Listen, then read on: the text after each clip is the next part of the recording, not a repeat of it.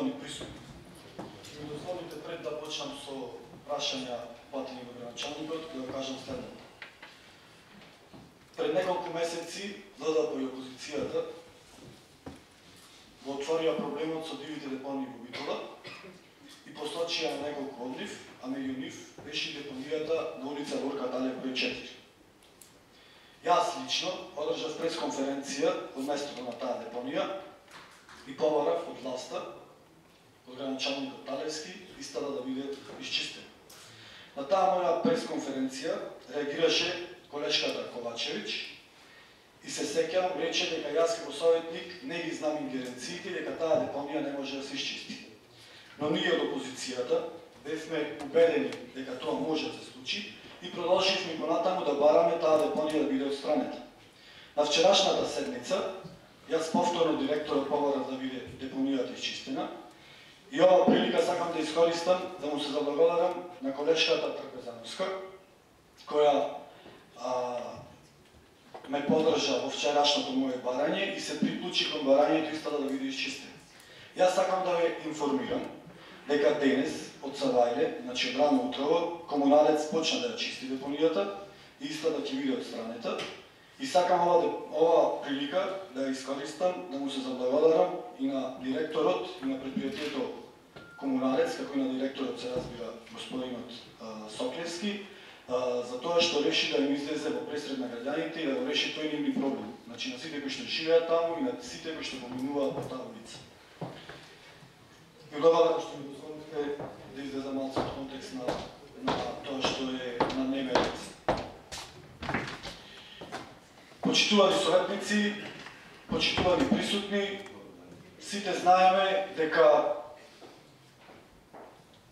дел од собствениците на ракометниот клуб Пелистер е и општина Битола. Добро би било, господине граначалниче, како дел од собствениците на ракометниот клуб Пелистер, да присуствувате на надпреварите кога ќе игра Пелистер во спортската сала Младост, со цел да покажете на сериозност, да им дадете, да им влијаете на самодоверба како на управата, така на играчите и да им докажете дека навистина не сте ги заборавили. За таа цел сакам да ве прашам дали може денес од ова место да ветите дека на наредниот прв надпревар што Пелистер ќе го игра во спортската сала Младост ќе присуствувате на тој надпревар.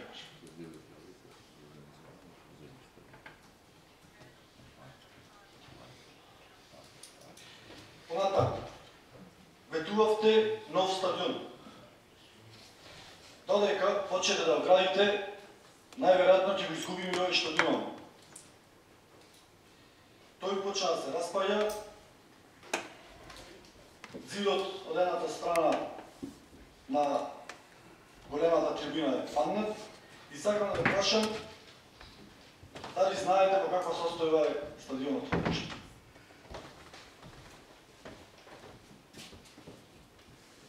Ветувавте целосна реконструкција на спортската сала. Сигурно се сеќавате што зборувавте, господине граначалниче, како ќе ја реновирате, што ќе правите со незе, дека ќе ја нивелирате, дека едниот ред ќе го повлечите поназад и дека ние ќе добиеме спортска сала со европски стандарди. И дека тука ќе може да се играат надпревари од највисок ранг. Доколку не се сеќавате, што сте зборували, што сте ветувале, би ве замолил да ја погледнете емисијата кај Јанко Јади Бурек, некаде пред изборите 2013, каде што вие бевте гости и ќе видите што ветувавте и што зборувавте. Не само што нема реконструкција на салата до сега, таа е ужасна и во катастрофална состојба. Моето прашање е, дали знаете дека покривот прокапува? Дали знаете дека паркетот пред неколку дена се подигна и дека го каја со шајки? Дали знаете дека вецињата во спортската сала се во катастрофална состојба? И дали знаете дека воопшто спортската сала Младост е во една незавидна ситуација? Многу одавна ветивте изградба на затворен базен. Ова ваше ветување можеме да го ставиме во жанрот македонски народни приказни. А на научени поука од ова ќе биде во животот да не лажите, оти кога тогаш ќе бидете откриени. Моето прашање е дали е навистина точно дека во наредната 2015 година ќе почнете да градите затворени базени.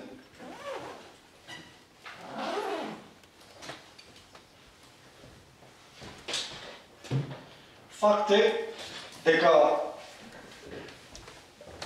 касата на општина Битола не е во најдобра состојба и не е во најдобра кондиција, а тоа го докажува и земањето на кредитот, односно тоа што планирате да го направите. Сакам да ми кажете колкав е долгот на општината во овој момент. Господин Талевски, пред мене го имам правилникот за начинот на постапување при одобрување и враќање на краткорочна и долгорочна позајмица на општината од централниот буџет на Република Македонија. Тука министерот за финансии си има направено еден правилник по кој што може да се земе позајмица од централниот буџет и во тој правилник кој што се повикува на Законот за финансирање на единици на локална самоуправа е посочен член 43б. Во првиот став од тој член, господин Талевски, се вели дека доколку земиме долгорочна позајмица, офрска за враќање ќе биде 10 години, значи до 10 години. Во став 5 од истиот член се вели: во случај општината да не го отплати годишниот ануитет согласно со одлуката од ставот 2 на овој член од распасаните ненаплатени ануитети, започнува да се пресметува камата во висина, господине градоначалниче, од 2%, значи 2%. А вие планирате според тоа што ни го презентираа представниците на банката од која што ќе го земаме кредитот, дека ќе биде 5%. Мене ми интересира, господине Талевски, дали воопшто се обративте до владата да побарате долгорочна позајмица, и ако се обративте, зошто не ја добивте, или воопшто не се обративте? И дали воопшто Битола, како општина, како град, има луѓе кои што се на одредени позиции во Скопје, има градоначалник на Битола, кој што може да замоли во Скопје да ни дадат нешто што е поволно за Битола. Не само за Скопје, а Битола след под след, дури ни тоа. Благодарам. Благодарам. Груевски Валентин.